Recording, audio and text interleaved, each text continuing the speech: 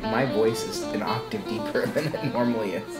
Are you transitioning? Is that why? Are you moving to Palm Springs to make $900 a month in tranny funds? In what? You heard about that? No. Okay, so Oh, we God, don't have we're a starting topic off with a list. bang. We don't have a topic list. But we do have white wine, so that's a good start. Palm Springs is doing... Picture it. Palm Springs, 1980. Palm Springs, 1986. There was cocaine everywhere, including the Walmart. Palm Springs is doing a pilot program now where, according to their city council, they voted if you are a trans member of the community, you can apply for up to $900 in no questions asked universal basic income funds. Their mayor, who is the first trans mayor of any city in California, is against the measure, saying that universal basic income is not something that you can support at a local level. And, you know, despite having a large older gay population, well, actually with having an older gay population, Palm Springs is very conservative. Can he or she come be the mayor of Los Angeles? I mean, at this point, I got more balls than Eric Garcetti does. So, that was gets me on another thing. We'll get back to this, but just real quick. So, Eric Garcetti's term is done. Or it's about to be done, because Biden nominated him to be ambassador of India. The problem is, he might not have the votes to be confirmed in the Senate, because his chief of staff, or one of the big people in his office, was sexually harassing people, gay people. Hold on. Because I had not heard this either, so you're breaking some news here to me. Don't go breaking some news. Are there term limits for mayor of Los Angeles? I think it's or California. I think it's 2 6-year terms. It's weird. It's different than any other. It's almost like a Senate thing. Has he reached the term limit? I don't think so. So this tells me, because I don't think, I mean, I could be wrong. I don't know the ins and outs of the politics that well, but something's telling me that he was afraid that if he ran again, he wasn't going to win. So he's like, hey, rubbing elbows with people in Washington, like, can you get me some other gig? Like, that's exactly what happened. No, literally, that's what it exactly sounds what like. happened, because his poll numbers are in the toilet. He promised to clean up LA. It's had the worst crime, worst homelessness, worst everything. Everything's gotten worse under his term. And I have to say, at the beginning, I remember on Twitter, I said something to the effect of, like, right around the time he was running or just got elected or something like that, I was like, hey, do something about homelessness or about crime or something like that. And he chimed in. He responded. And I was like, that's kind of cool. And he was like, yeah, you know what? I'm working on it. We're going to get something out this week. Like, and it was like, wow, like, you have a local politician who works for you. And then he got in office and hasn't done shit. In fact, I think he's only made the problem worse. Except hold his breath. Well, yeah, He held his breath for every picture that he took in the last 2 years. He held his breath too long. He was turning colors. And you can't say that. he's turning colors. I didn't add an E and a D in there.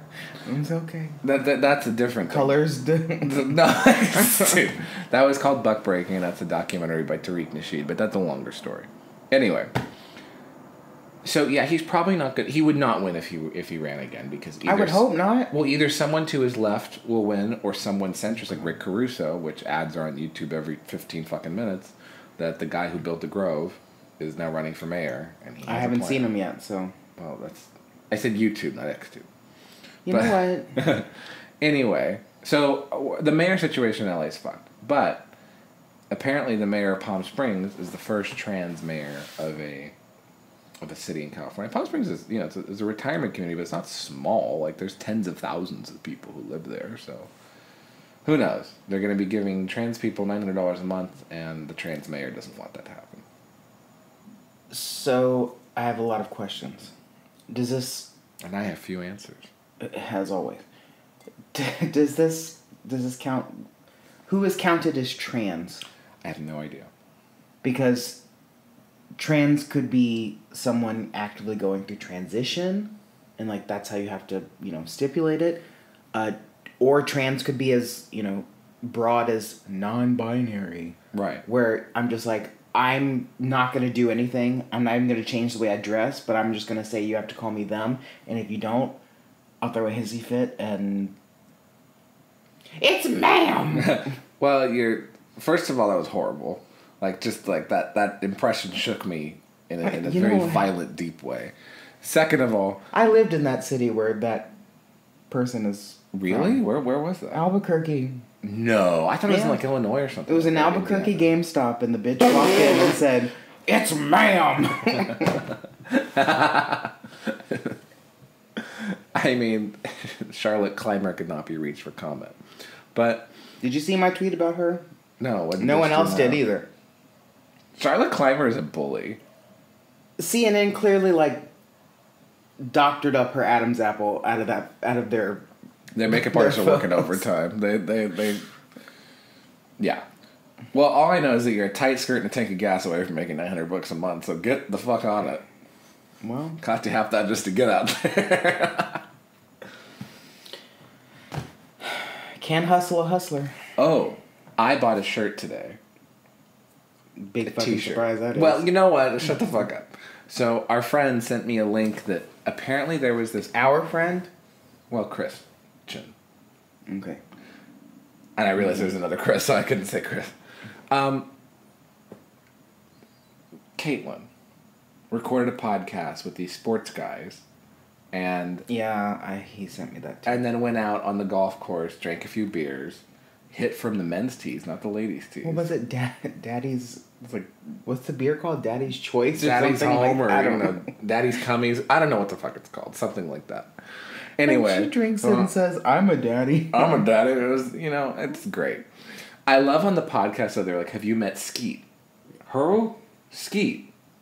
Who? Pete Davidson. Oh, yeah. He was by the house. He was very respectful. It's so funny because he literally talks. It's ma'am. Caitlin literally talks. If this is a drinking game, we're gonna lose. Caitlin literally talks like a 71-year-old father, and that's the part for me. Like being like, she is. Well, no, but literally, like it's but not even with any kind of affect. Like the default is just like, well, we're having 22 grandkids, or my daughter has a makeup line. Like what? Like, I unironically want to be friends with Caitlyn Jenner. Like, oh, me too. First of all, I heard that she'll corner you and talk for hours. Can she go to brunch with us? Like, please figure this out. Her and Sophia. Use your pull, your strength. My pull. I might have pull now because I bought 2 T-shirts actually. I bought the picture of Caitlin drinking a beer on the golf course on a shirt. Okay, so take a pic. I'll take a picture of you. We'll post it to your Instagram. Post it. I'll tag Caitlin, and Caitlin will notice. Also, I think Caitlin, being in California sports, might have known who my dad was because they were in the same era of sports that they competed in the state when they were doing like stuff. So who knows? Probably. And you don't forget a name like Atomic. Yeah, exactly. I know you. I never met him. You never met him, but you don't forget a name like that. So I'm sure Caitlin remembers. But I also bought a second shirt from the same collection. It was a limited capsule collection from these podcast guys, and it's a bright pink shirt that says "Transgenders for Trump." And it is the greatest item of clothing I'm about to ever own. Can you please wear that out in West Hollywood next time we go? Oh, I will. We're wearing it out. Like, you have no idea. Like, I'm going to be wearing that shirt. I can't fit in it, but... I got an XL. I'm going to be wearing that shirt all fucking summer. I don't care. Like, we're going to get hate crime. I know people are going to have questions, but it has the style of the Trump logo. This is perfect. You wear that shirt, I'll wear my Blair White t-shirt, we'll just represent the trannies for Trump. And we'll both get lynched. But I want to wear it to Mar-a-Lago. I want to wear like a designer outfit and then wear the Transgender for Trump t-shirt. And then he'll be like, you don't look trans! And then I knew that was coming. My life is too fucking well. My life is made. Like, if Donald Trump called me a tranny, I could die happy. If the biggest drag queen would call you a tranny, you'd die happy. I just love... I don't know if you guys saw it. This was another topic. So this past weekend, some of the gays for Trump were at an event over Mar-a-Lago or something. Maybe one of his rallies. I don't know. Some venue. Right. And someone was like, yeah, gays for Trump. And he was like, yeah, you don't look gay. I swear to God, everyone on my feed, liberals, conservatives, far left, everybody thought that was fucking hilarious. No, this is where you're wrong, though. Every conservative thought it was hilarious and loved it. Every liberal, meaning The Advocate, LGBTQ Nation, all those fucking publications, post after post after post. Can you believe he said, well, you don't look gay? Okay, those aren't real people, though. Right after their April Fool's joke, and I forget exactly which publication it was, made the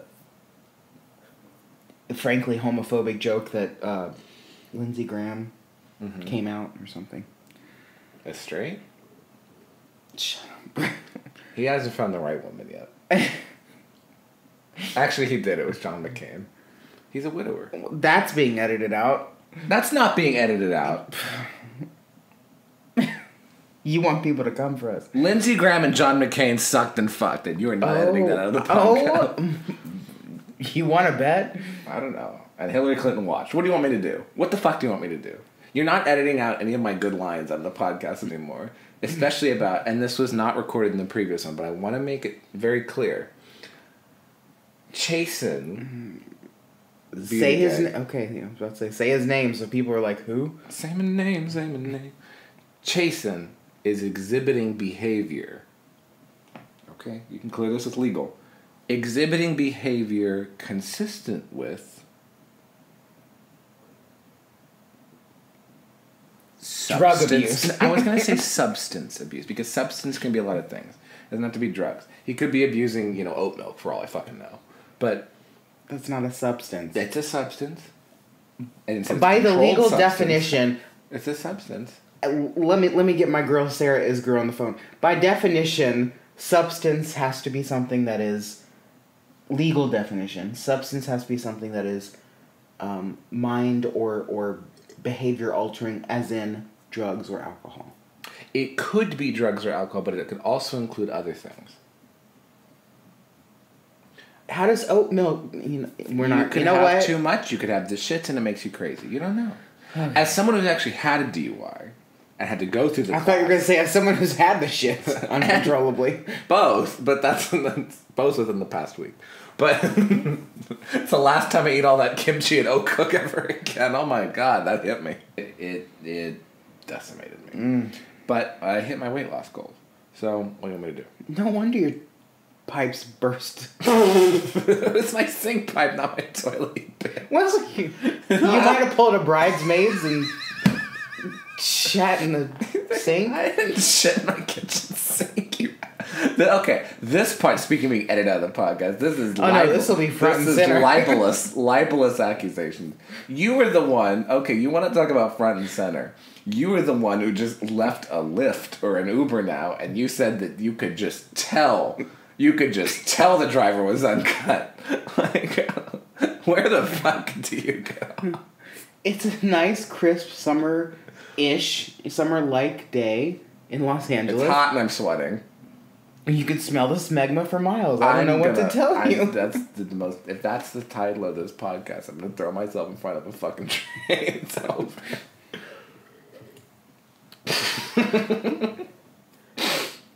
It almost sounds like a Carpenter song. How dare you? Maybe if she'd eaten some smegma, she'd still be alive.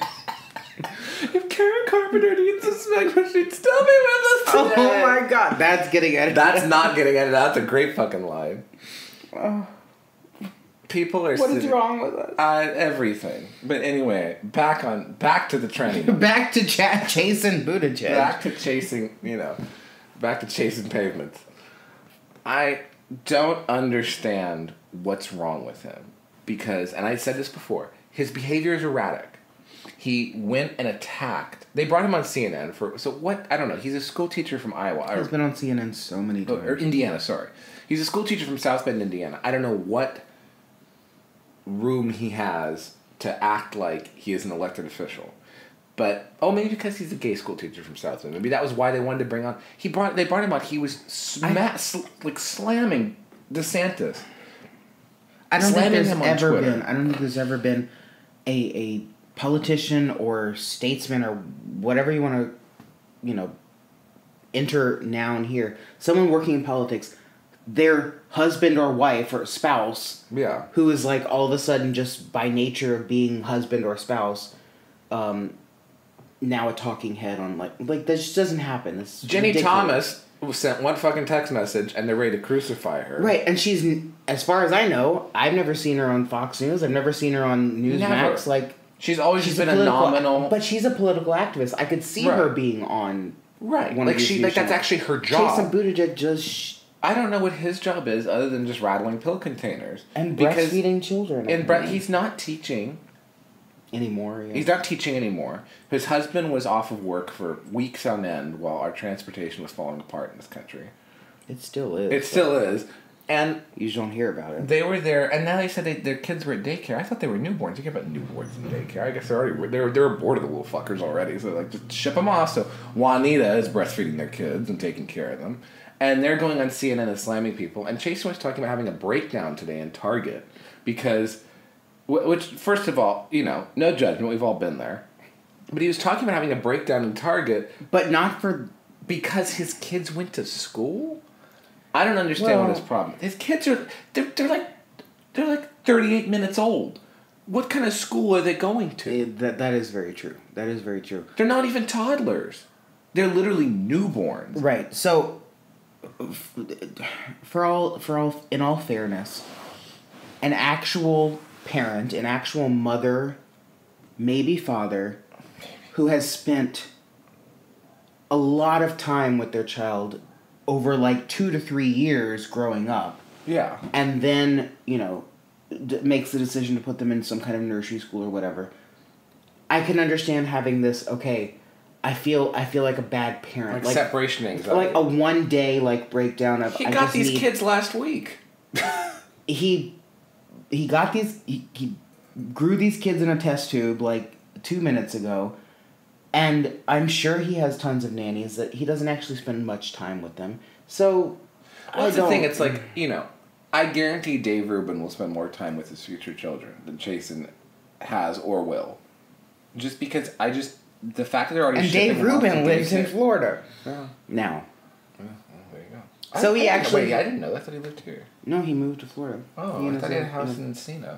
Oh. I mean, he might still have it. I don't know, but he and his his studio was in. I think his studio used to be in a WeWork, and his studio was in his house. And I was like, oh, that's cool. Like, he actually said... He moved, in December or something. Well, Tucker lives in Florida, and his studio is also in his house. I don't know if you know that.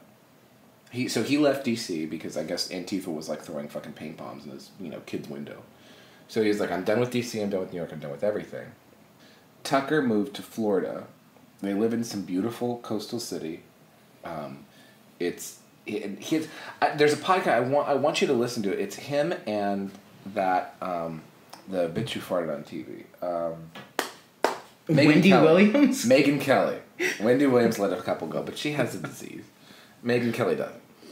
She was on Megyn Kelly's podcast talking about Tucker was talking about how he lives with his wife and what his daily sort of routine is. He and his wife live in the guest house, the pool house, and his kids live in the main. He's 5, 6 Excuse me.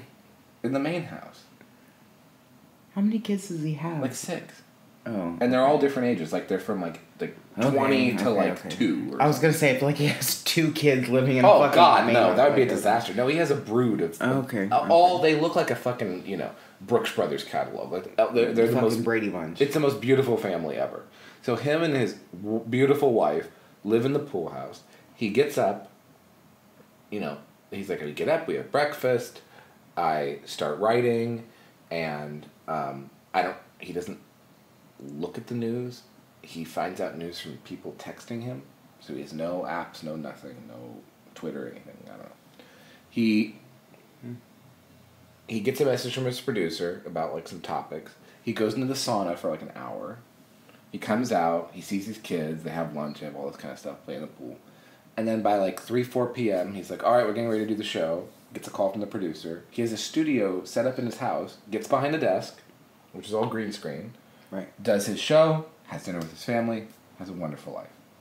So I think that's what Dave Rubin is probably going to be doing in Florida. I mean, how does it get more ideal than that? He doesn't have to leave the house.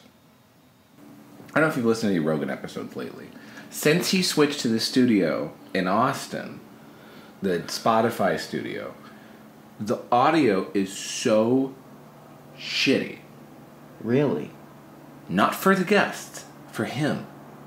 his audio will have the same problems that we have. This is the biggest podcast in the world, the best podcast in the world, and he's one of the best interviewers. But it's like he's in another. I thought you meant ours, because I was about to say ours is the best. Okay, but it's like he's in the next room talking sometimes, and it goes in and out. Like he'll either be like this, or he'll be like this, and it's the most unsettling thing, because you're in the car listening to it and you're turning the volume up and then down and then up and then down and then we listened to one 3-hour episode and we changed the volume about 28 times, and it was like, what happened? I don't know if it's a new studio setup or whatever, but I guess it's a problem that everybody faces, and he is the most expensive, everything you could have. So reading between the lines of what you just said, you're suggesting that Spotify is sabotaging him. I don't think so. I don't know if it's just a design of the new studio or whatever. But basically what you said, though. I think that I do have a prediction, though. I don't think he is going to be with them for the entire contract. The big $100 million contract or whatever. Because he made a statement this past week. Spotify's come out, they've been relatively supportive, even though they've pulled so many of his past episodes. Like, there's so many that have just disappeared. Something like 100 and 150 of his past episodes, just because of who's on or whatever, or someone said a joke. He mentioned something this past week of, if I ever received like editorial notes or something saying I couldn't say something, I walk. I'm done. Which makes me think either they tried to, or he has a feeling that's going to happen soon. Which he doesn't need them. He could do his own thing. He did it. He built the biggest podcast in the world doing everything on his own. But I have a feeling that contract is not going to... He's not going to be there for the full thing. He's going to be a free agent at some point. Which, it is what it is. But I don't think... No, I've never listened to an episode of his podcast. He's very good because he approaches... Joe Rogan is very smart. Just as a person, but he approaches a wide variety of people: comedians, doctors, scientists, friends, trannies, political people. I think he had the tranny on there. Blair White, yeah. Was Blair White around? Yeah. Okay, so there you go. Like twice. That was where I heard okay. I remember the Blair White story about meeting Caitlyn. He approaches... just for the record, I love Blair White. Like, I want to be her friend too, but... Oh yeah, I know, she sounds awesome. But she moved away from here because she's smart, and I moved here. And we're, dumb. But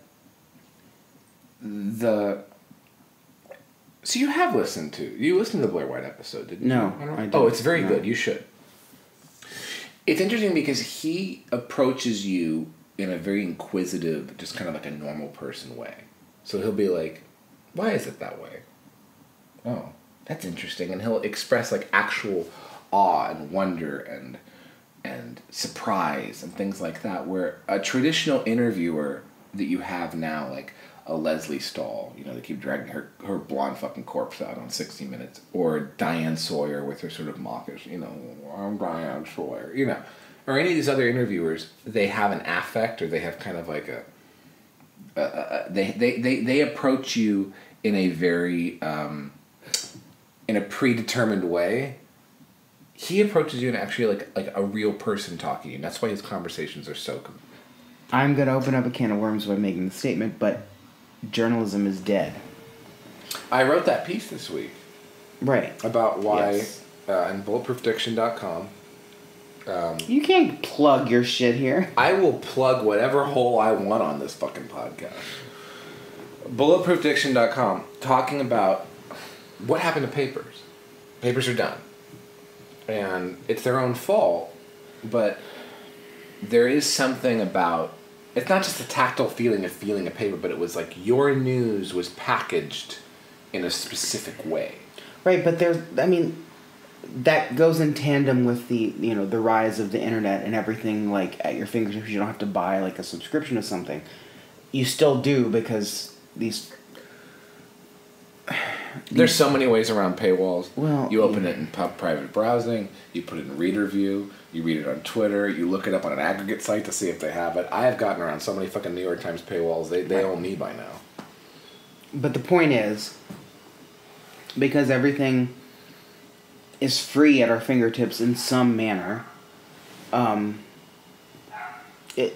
That's I think one of the main reasons that newspapers have died or are on their way out. But yes, obviously there are other reasons too, like nobody fucking trusts them anymore. But then that begs the question, if they don't trust newspapers, why are they trusting CNN? Why are they trusting mainstream, NBC, ABC? And are they really trusting those things? Because the latest data that I looked at, and I did so for a piece that I wrote, and I don't remember which one, but a couple months ago, basically saying that it's a generational thing, obviously. Yeah. So people, the boomers who are still alive and kicking, unfortunately. It's a short list. A lot of them still get their news from these quote-unquote trusted sources, like... So either read their local paper, which is owned by like 5 corporations, like I was talking about in the piece, like right, CNN or they'll watch David Muir and get some bullshit. 6 p.m. ABC, 5 p.m. whatever, or the local news station, like, oh my gosh, coronavirus is so bad. Like it's you. David Muir is the biggest fucking tool, and don't get me started. I had to watch him every day for years when I was stuck in the house with the old woman that I used to live with. Speaking of, he. Single white female, the real news people like Peter Jennings and Charlie Gibson. I used to watch Cronkite. That's the thing though, is you don't get your news from one person anymore. Alex Jones gets more views than those nightly news broadcasts did, which is why he was such a problem and they had to sort of do away with him. Yeah, but we don't want to bring him up. No, just in that, I'm not saying whether he's right or wrong or anything like that. I'm just saying he managed to have more influence than any nightly news station did. And that's really interesting. Well, shall we cut this? I don't know. Ask your Lyft driver. Anyway. Thanks for listening. Oh, they don't need to... No. Tell them thank you for listening. They should be thanking us for putting this production out. See, this is what I've been talking about. Anyway. Thank you all. I'm going to say 5 goodbyes. Mitch is going to edit out 3 of them. He's holding me against my will. If you get this message, just know. He doesn't know. If I blink twice. Hear everything. If I blink twice, it means I'm in distress. I can't see you, motherfucker. Yet. This will be a video podcast soon enough, and I'll be free. Like Britney. It will not be a video podcast because... Because what? Because I'm gay? 2 faggots on... 2 faggots on video doing a podcast. What a concept. 2 faggots on video would go straight to OnlyFans. Like, you just can't publish it anywhere else. No. Oh, what? Okay. Before we end, I have to add God. one little caveat. Shut the fuck up. I have to add one little caveat. You called out your friend on... I called out our mutual friend on a group thread. text thread because I was just choosing violence today. First of all, I told him to write something, and I hope he does. Although after what I said, maybe not. And then Has he responded to that, by the way? No, he hasn't. And then I was like, someone retweeted one of my tweets, and I went to go see the profile. It's not someone I recognized or followed or anything like that. This person doesn't follow me either. I don't know how they found my tweet. But this person is a Midwestern OnlyFans gay. And so I called him out in the text thread, and I was like, Miss Ma'am. And he hasn't said anything since. And I think he's really upset that I said that. But it's fine. It's fine. I can do that. Anyway, this podcast episode is dedicated to our Wisconsin listener, singular, and not the other people from Wisconsin who, we should give it back to Canada and get British Columbia. I mean, I agree because I've never met anyone from Wisconsin that I've liked, so sorry. I met one person. No, 2 people. That's good. Anyway. Good night, cheeseheads. Get it snipped.